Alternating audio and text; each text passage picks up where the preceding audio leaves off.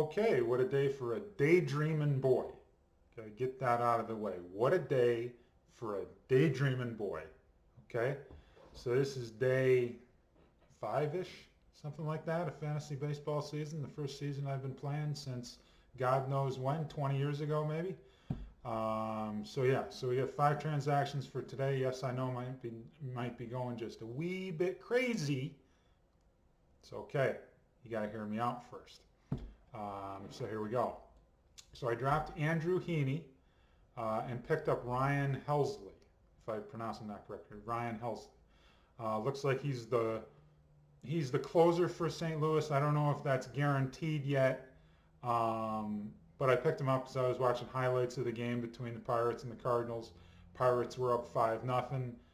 I think in the 6th inning or something like that, they're up 5-0. Cards come back and win 7-5. I think they scored 5 runs in, what was it, the 6th or 7th inning, something like that.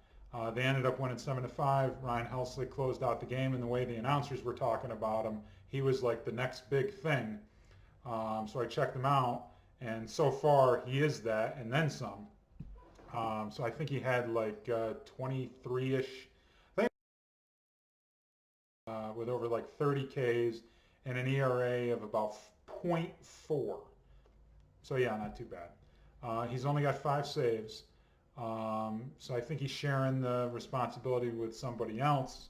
I forget. So I got to look a little more into that, but I just got super excited. I just said, okay, got to get him. And I was doing some research on the internet about him too, a couple of websites. I'll do better remembering those websites because I should give him credit for it. But yeah, they were all like, yeah, Ryan Helsley is the man, and you should pick him up. So, and he's only around 33% of ESPN leagues. So I did that. Then I dropped Jose Urquidy.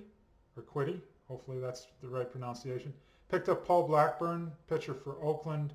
I think he's like 9th in ERA at like 2.8 or something like that. 28 years old, easily having the best.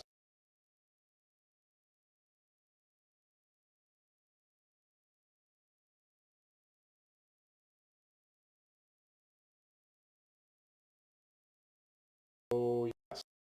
I also added Santiago Espinal,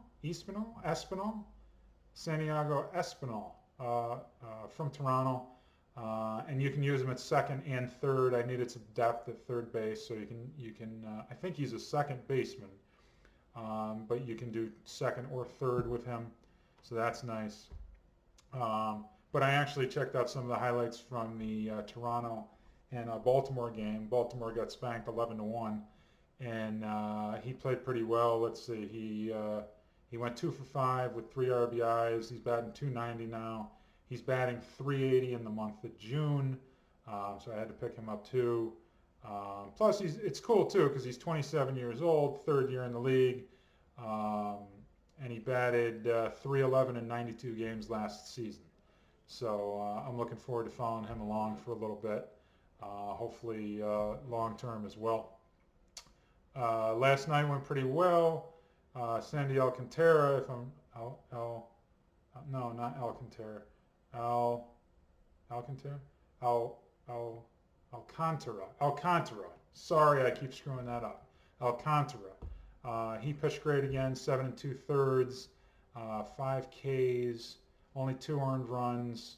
I think like 5 or 6 hits, something like that. He did walk 2 batters, I think, in the 8th, but he got a double play, so he got out of it. But I think that if I remember correctly, the bullpen kind of let him down a little bit. They let in the tying run, and it was charged to him. So there's the 2 runs. So he didn't get the win. Philly's been playing pretty well lately, so they beat him 3-2. So obviously he didn't get the win, but he got 17 points without the win. And Byron Buxton hit his 18th home run as the Twins won 3-2 over Seattle. So yeah, so pretty good. So we'll see how I do tonight. And yeah, so we'll see how many transactions I do, how many waiver wire pickups. Probably won't do that many trades, if any. I know in the hockey season when I joined a public league, very few people even did many waiver wire transactions. I think like 2 or 3 people in general did any type of 2 or 3 people were active, you know, something like that. And there's 10 teams in the league. So yeah, so probably won't do any trades, but I'm picking up a lot of guys off the waiver wire, so it's cool anyway. So, all right. With that being said, thanks again for checking out the channel, checking out the video, and we'll see you soon. Thanks.